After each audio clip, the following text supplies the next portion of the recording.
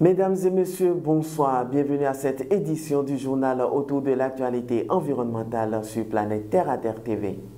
Au American Corner à l'université d'Abomey-Calavi, l'ONG JVE Entendez Jeunes Volontaires pour l'Environnement a tenu sa 10e Assemblée Générale Ordinaire. Cette assise a eu lieu ce samedi en présence des jeunes volontaires et membres de JVE Bénin. À cette occasion, l'ONG a renouvelé les membres à la tête de la dite organisation et le conseil d'administration a connu un nouveau président.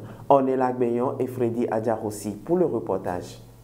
Nous devions travailler pour non seulement maintenir le cap, mais pourquoi pas dépasser le niveau actuel et améliorer la visibilité de JVE Bénin. Responsables et membres de l'ONG JVE Bénin se sont retrouvés à l'université d'Abomey-Calavi pour la 10e Assemblée Générale Ordinaire de l'association. Nous organisons cette Assemblée Générale essentiellement pour renouveler les instances, notamment le conseil d'administration de notre organisation, dont le mandat est arrivé à terme. Mais également, cette AG s'inscrit dans la logique de permettre aux nouveaux adhérents de JVE Bénin de pouvoir connaître un peu plus l'organisation ainsi que le bilan que nous avons pu obtenir au cours des 2 dernières années. L'organisation, engagée dans la lutte pour la protection de la planète, se veut plus performante et envisage de relever des défis futurs pour une meilleure existence. Les nouvelles perspectives de JVE Bénin, c'est de faire de JVE Bénin une organisation pionnière, première, leader, au niveau du Bénin, mais aussi au niveau de l'Afrique, sur l'engagement de la jeunesse pour la protection de la planète, surtout pour l'application des différentes conventions qui existent. Pour y parvenir, le nouveau conseil d'administration invite chaque membre à s'impliquer dans la gestion de l'organisation non gouvernementale Jeunes Volontaires pour l'Environnement. Nous allons exhorter tout le monde, tous ceux qui de près ou de loin ont un pas ou deux pas dans JVE Bénin, de vraiment s'intéresser aux instances dirigeantes, aussi bien la direction exécutive que le conseil d'administration, de ne pas se sentir isolé ou mis à part. JVE Bénin, la jeunesse au service du développement durable. Le Bénin a participé au premier sommet africain pour le climat. Il s'agit du Africa Climate Summit tenu au Kenya du 4 au 6 septembre dernier. L'association 350africa.org a organisé ce samedi 23 septembre une séance de restitution à l'université d'Abomey-Calavi. L'objectif est de permettre à la délégation béninoise de partager avec la jeunesse les éléments qui ressortent de cette assise continentale. Notre équipe était sur les lieux. Reportage. Nous appelons cette jeunesse à pouvoir s'impliquer dès maintenant dans les prises de décision, dans les luttes pour réclamer justice climatique. La délégation représentative du Bénin au Africa Climate Summit tenu au Kenya a organisé une séance de restitution au campus d'Abomey-Calavi. À la fin du sommet, nous avons eu une déclaration dans laquelle nous avons des engagements forts qui ont été pris. Le sommet a été donc également beaucoup de side events, beaucoup d'exhibitions, beaucoup d'échanges. Et ça, c'était donc des choses qu'il fallait présenter aux jeunes pour montrer également les opportunités qui se présentent à nous et les perspectives de la COP 28. Les jeunes de cette délégation ont présenté au sommet des projets relatifs aux conséquences des changements climatiques. Déjà, j'ai pu avoir ce qui m'avait amené là-bas, porter ma voix. Oui, j'ai pu porter ma voix, dire ce qui se passait en moi, révéler mes émotions. Et après avoir, en fait, je dirais, des partenaires, des gens qui vont pouvoir aider ces victimes-là, à sortir ces victimes, en fait, de ce qui se passe de façon négative, des dégâts du dérèglement climatique sur leur vie. La présentation des contributions déterminées du Bénin au sommet a été un succès. Les regards sont désormais tournés vers la mise en œuvre de ces perspectives. L'essentiel, c'est l'après-conférence, après-réunion, parce que c'est là, au fait, la mise en œuvre effective des CDN. Qu'est-ce que chacun fait réellement et comment est-ce que les résultats de ces échanges qu'on a eus à tous les niveaux pouvaient impacter cette mise en œuvre. Comment mobiliser davantage, par exemple, le secteur privé, mobiliser davantage même les collectivités territoriales, les sectorielles à différents niveaux pour contribuer véritablement à mettre en œuvre cette CDN-là. Pour qu'en 2030, on puisse dire oui, nous avons atteint vraiment l'objectif fixé de réduire de 20,15% nos émissions de gaz à effet de serre. Toujours à cette séance, l'accent a été mis sur la nécessité de lutter pour la promotion des énergies renouvelables. Compte tenu de leur nuisance pour l'environnement, les énergies fossiles sont à l'origine de 110% des émissions de CO2 dans le monde. Au-delà du seul fait de dégrader l'environnement et de participer à la destruction des écosystèmes, 350 Africa.org lance un appel à la jeunesse afin qu'elle se joigne à la lutte contre les combustibles fossiles. Écoutez-les au micro de Ornella Béon. Le CDN, c'est cet outil, cet instrument qui concentre les efforts de chaque pays, le Bénin, donc, à réduire ses émissions de gaz à effet de serre.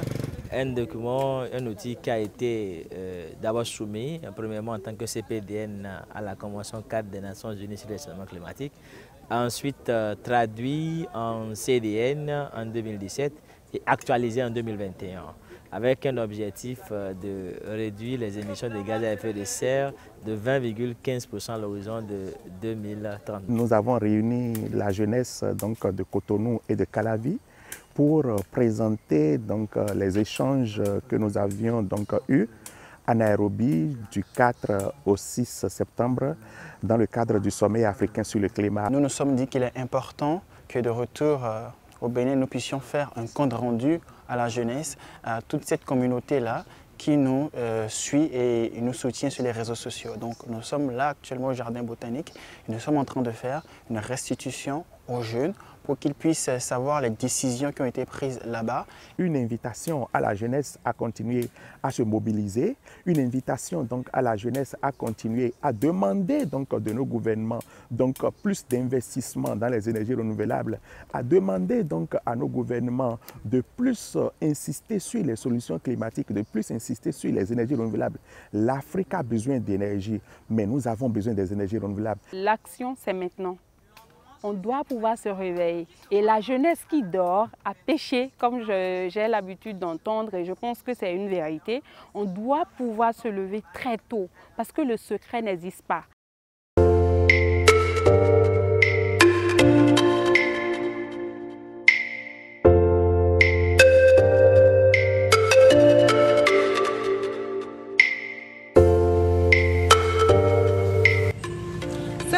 Terre, le bonheur dans la nature. That feels good!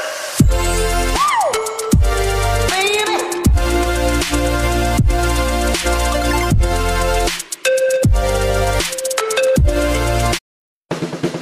Jadis, toujours naturel, toujours jadis.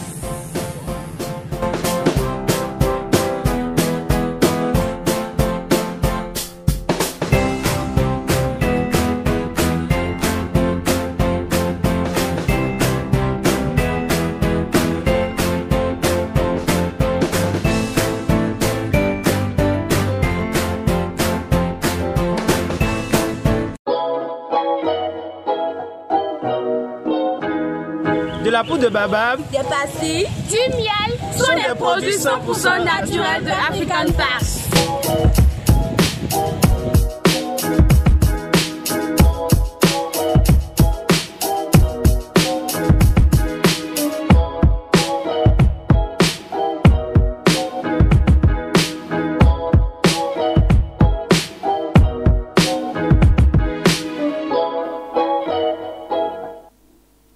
À l'international à présent et plus précisément en France où le président français Emmanuel Macron recycle des mesurettes. Le 25 septembre dernier, à l'issue du deuxième conseil de planification écologique qui a réuni plus d'une quinzaine de ministres, Emmanuel Macron était censé détailler sa feuille de route pour atteindre une réduction de 55% des émissions de gaz à effet de serre en France d'ici 2030. 30 par rapport à 1990. Si Emmanuel Macron a affirmé vouloir passer de 60% d'énergie d'origine fossile à 40% d'ici 2030, il n'a pas annoncé de date de sortie du pétrole ou du gaz, se concentrant uniquement sur le charbon. Pourtant, le charbon pour la production électrique ne représente que 0,6% des émissions de CO2 françaises, a réagi l'ONG Greenpeace France sur X, anciennement Twitter. C'est le pétrole et le gaz fossile qui sont de très loin des principales sources d'émissions de gaz à effet de serre en France.